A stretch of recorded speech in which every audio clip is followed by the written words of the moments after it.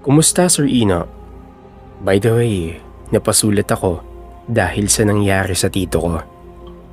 Matagal na akong avid listener ninyo at atat na akong magpadala ng kwento rito. Ang kaso, wala akong sariling karanasan patungkol sa genre nyo.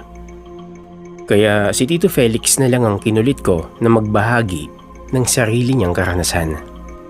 Taga Camarines siya at sa Iloilo naman ako. Mabuti na lang at napilit ko siya. Iyon nga lang po ay kailangan ay itago ko raw ang tunay niyang pangalan. Maanong baka balikan siya ng taong nanalbahe sa kanya. Ililipat ko na lang po ang kanyang punto de vista sa kwento.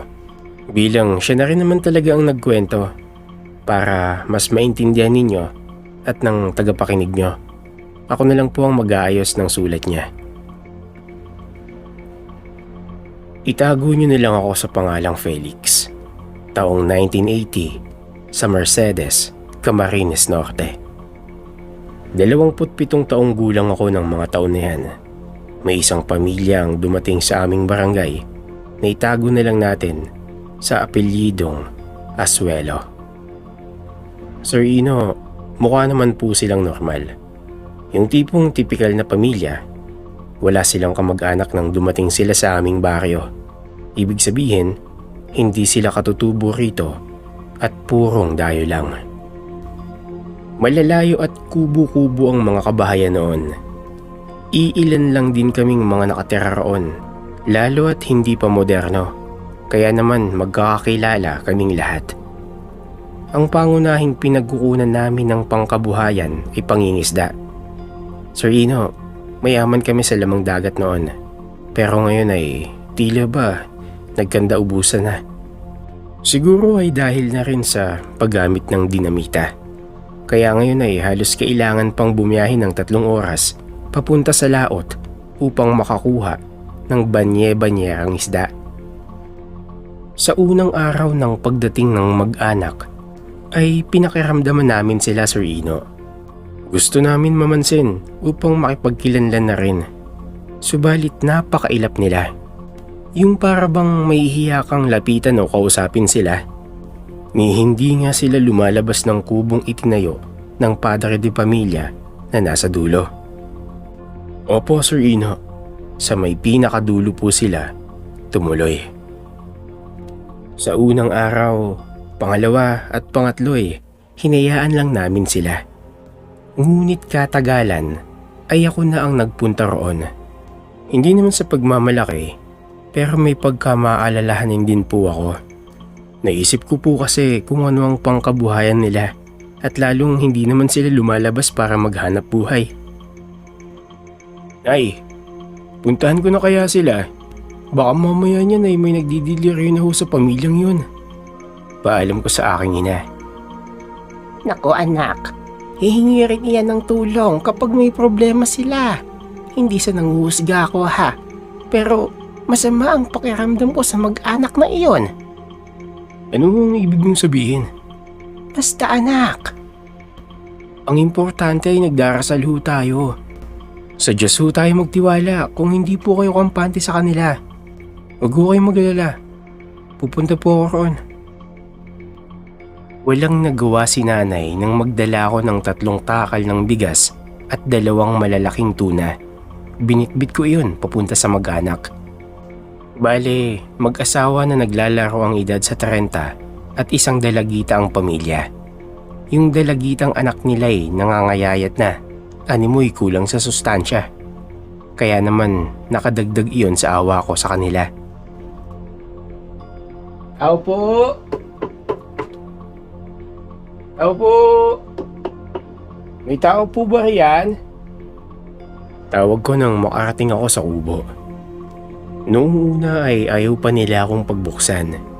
Maya-maya, narinig ko na lang na mahinang lumangit-ngit ang bintana at bahagyang inangat. Yung bintana po nila, Sir Ino, yung inaangat pa at tinutukuran ng kahoy, kung familiar kayo sa ganon. Nang tuluyang may iangat ang bintana, ay may nakita akong isang babaeng sumilip. Matapos nun, Sir Ino, ay inangat ko ang dala-dala ko, sabay ngiti. Ay magandang araw ho sa inyo. Para po sa inyo itong dala ko bilang pagbati sa inyong pagdating sa baryo namin. Ani ko. Walang ano-ano ay may nagbukas ng pintuan at bumungad roon ang asawa ng babae na may mapayat na pangangatawan. Anong sadya mo? Tanong niya. Gusto ko lang ho kayong hatiran ng pagkain, lalo at hindi kayo lumalabas. Matagal na po namin kayong gustong kausapin bilang kapitbahay niyo na rin ho. Subalit, baka gusto niyo po munang masanay rito. Naisip ko na wala kayong makain riyan. Dahil hindi ko naman po kayong nakikitang lumalabas. Isang pag-aalala lang po bilang kapitbahay. Paliwanag ko.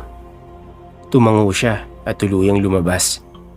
Lumapit siya sa akin at inabot ang kanyang kamay. Danilo pare, salamat sa iyong malasakit. May trabaho ka bang nilalaman? Tanong niya. Felix po. Pangingisda po ang hanap buhay rito. Kung gusto niyo po, sumama po kayo sa amin. Masaya kong sabi sa kanya. Muli siyang tumango. Ganun ba? O sige, pero ako na lang ang pupunta sa inyo. Ngunit sana ay huwag na kayong lumapit sa mag-iina ko. Lalo na ang mga kababaihan. Aniya, sabay tingin sa bintana kung nasaan nakasungaw ang kanyang mag-ina. Napalunok ako noon, Sir Ino. Naglaro sa isipan ko kung bakit. Pero nung muli siyang nagsalitay, naintindihan ko na. Marahil ay nagtataka ka. Subalit, meron kasi silang sakit na nakakahawa. Kung pwede lang sana Felix, ikaw na rin ang mismong magsabi sa mga kabaryo natin na huwag na lang sanang lumapit dito sa amin. Kung maaari lang.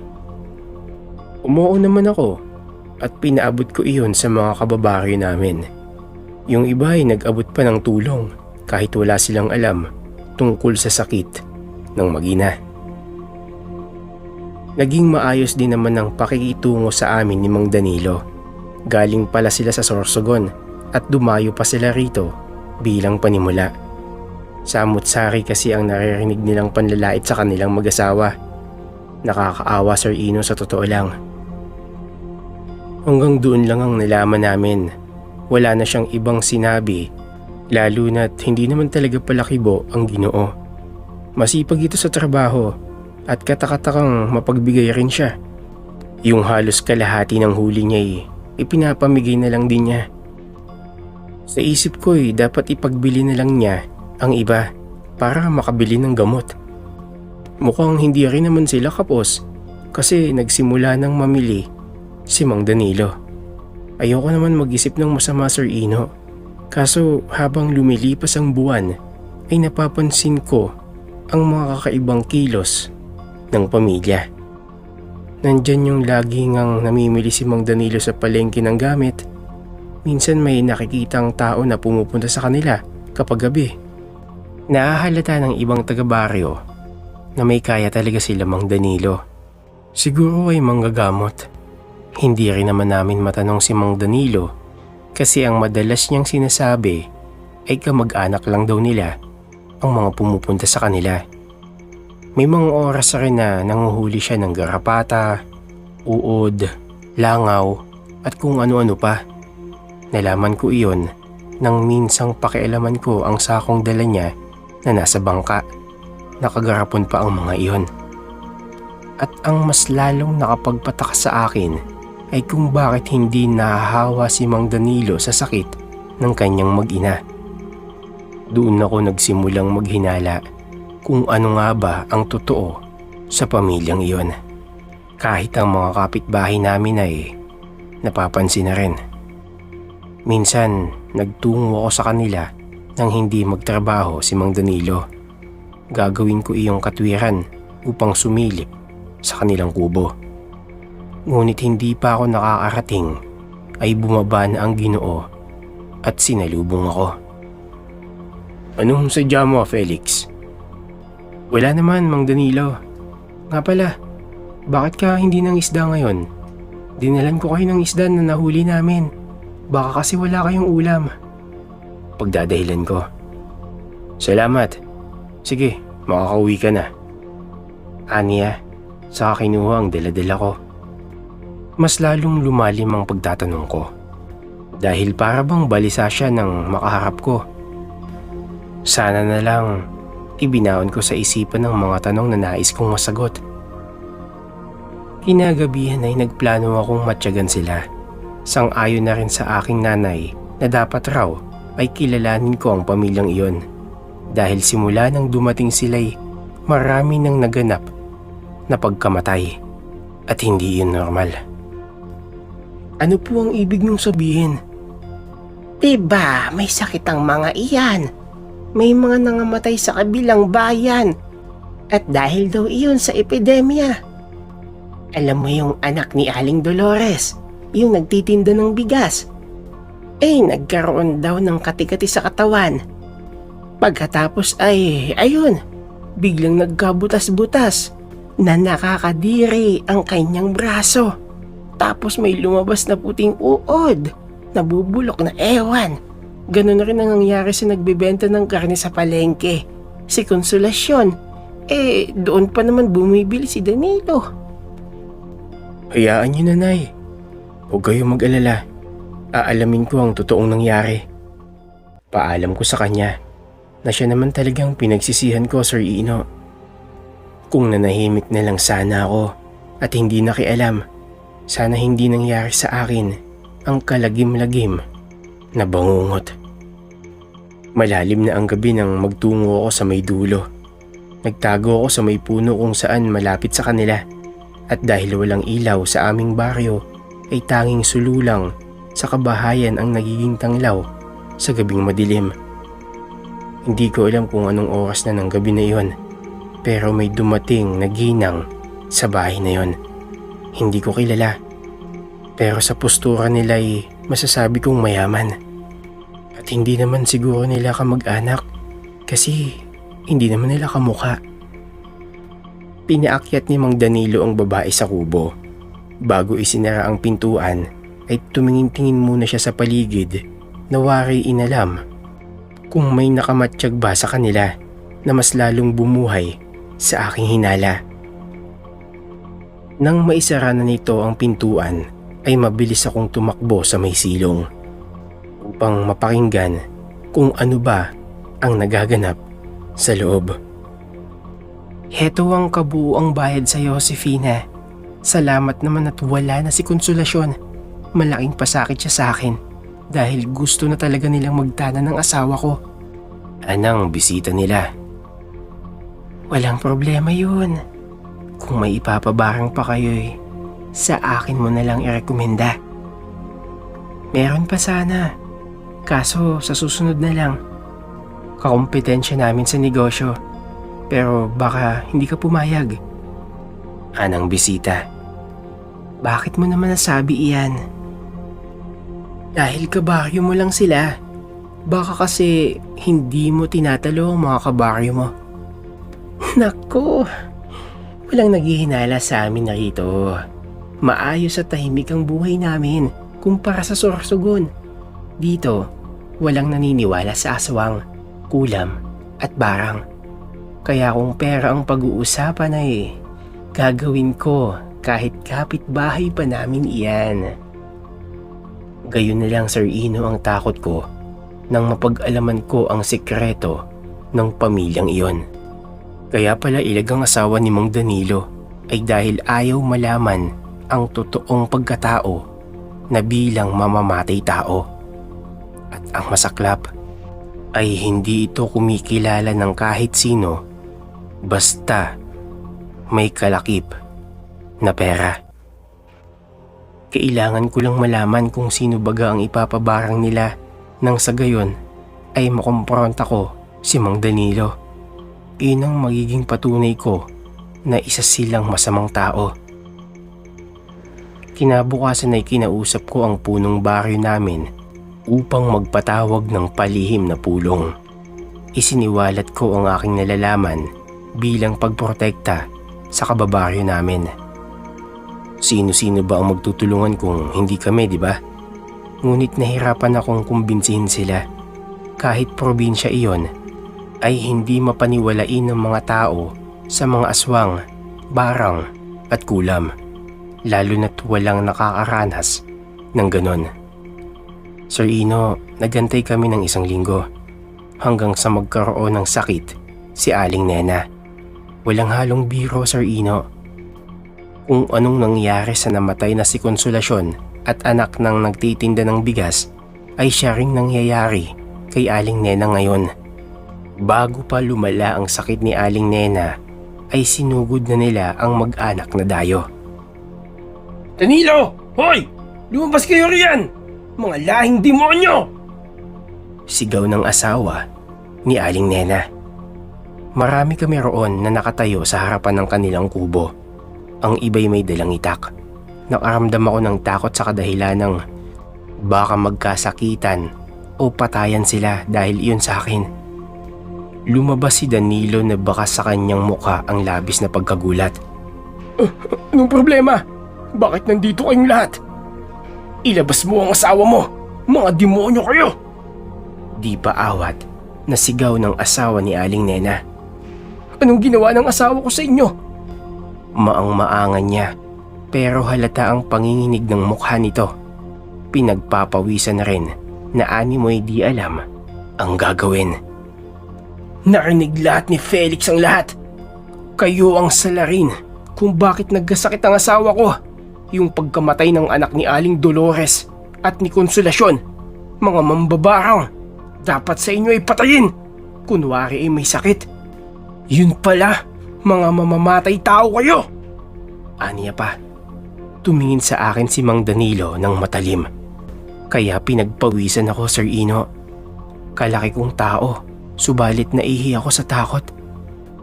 Alam kong tama na sinabi ko ito. Subalit sana'y sa maayos na pag-uusap na lang nila idinaan. Dinumog sila ng taong bayan. Ngunit nakatakas ang mag-ina niya. Si Mang Danilo ang humarap sa nagngangalit naming kababaryo. Wala sa sariling napatay nila ang Ginoo. Tinangka nilang habulin si Aling Josefina, subalit may sa demonyo ang babaeng iyon dahil hindi siya naabutan. Sir Ino, isang malaking pagkakamali ang mapatakas sila dahil mahihirapan mabawi ang barang na itinanim nito kay Aling Nena. Sa kasamaang palad ay tuluyang namatay si Aling Nena. Akala namin ay husto na ang kanyang ginawa at tuluyang tumahimik na ang buong baryo. Ngunit lumipas ang 6 na buwan. Isang araw ay nagkasugat si nanay. Nadapa raw kasi siya at yung binti niya yung napuruhan. Ginamot siya gamit ang halamang gamot. Laging nilalagyan ng dinikdik na dahon. Kaso nag-iiba ang ugali niya. Para bang minsan wala siya sa sarili. May mga oras na nagagalit siya kahit sa walang katuturang bagay. Pero hinayaan ko na lang ho iyon. Kasi maanong baka naman dahil sa pagtanda niya iyon. Ngunit Sir Ino, lumalala ang kanyang sapak. Nandoon yung magbabasag na siya at kadalasan ay binabangungot siya. Habang lumilipas ang araw ay mas lumalala ang sapak ni nanay na halos hindi ko na maintindihan. Pero ang ginagamot kong binti niya ay hindi rin gumagaling. Parang mas lalo pang lumalala iyon. Hindi natutuyo. Nagtutubig at kalaunan ay nagnana. Ang sabi ng iba'y baka diabetic ang nanay ko. Ipatingin ko daw sa doktor. Kaso kapos kami. Kulang ang pera namin upang makapagpadoktor. Kami lang dalawa kasi ang magkasama. Sina ate at kuya ay may mga asawa na at sa malayo sila nakatira. Dahil sa kakapusan ay napilitan akong maghanap ng manggagamot. Malayo man ang tutunguhin namin sa sinabi ng kapitbahay namin ay pupuntahan ko pa rin iyon. Basta mapagaling lang ang nanay ko. Halos kalahati na ng kanyang hita ay ginagapangan na ng nabubulok na laman. Bago kami pumunta sa manggagamot ay pinalitan ko ng dinikdik na dahon ang nakalagay sa sugat ni nanay. Ngunit pagtanggal ko pa lang, Sir Ino, ay ganoon na lamang ang hilakbot ko. Ang daming puting uod sa mga sugat niya Umaalingasaw rin ang baho nito.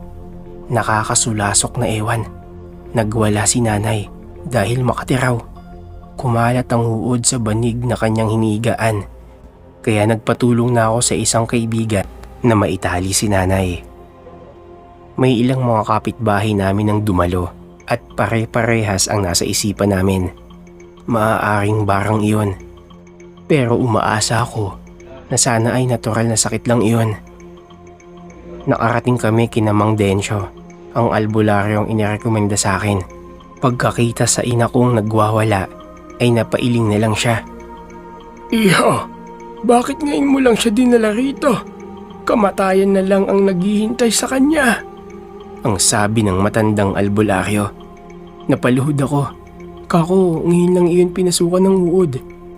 Paano niya nasabi na malalim na ang itinanim sa kanya? Hindi lang barang ang itinanim ng mangbabarang na iyon sa iyong ina. Sinabayan pa ito ng palipad hangin. Kaya nagkaganyan ang isipan ng nanay mo. Paunti-unti ay mababaliw ito at kaya iyan nagwawala dahil may mga itlog na ng insekto sa utak niya.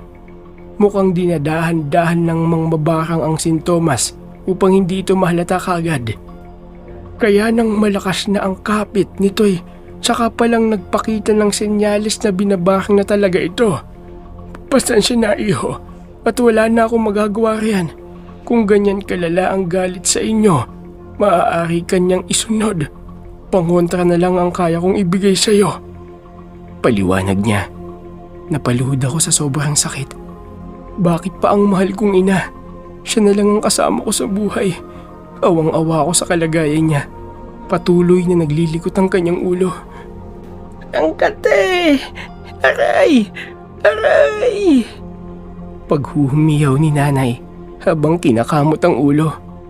Sa sobrang kate kinamot niya ito ng kinamot hanggang magdugo ang kanyang anit.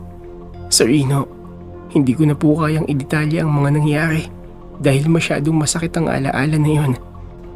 Hindi ko man lang nabigyan ng hustisya ang kamatayan niya. Pati sa libing niya, nagsilabasan ang mga langaw sa iba't ibang bahagi ng butas ng katawan niya kahit bago lang ito namatay. Ganun kasaklap ang nangyari sa kanya. Sa mga mambabarang na may masamang hangarin sa kapwa, sumpay nawa kayo. Hanggang dito na lang po, Sir Ino. Ayokong magmura. Salamat po sa pag-airy ng kwento ko, Sir Ino. At sana ay maintindihan ng tagapakinig mo ang nangyari sa akin. More power po sa channel mo, Sir Ino. God bless.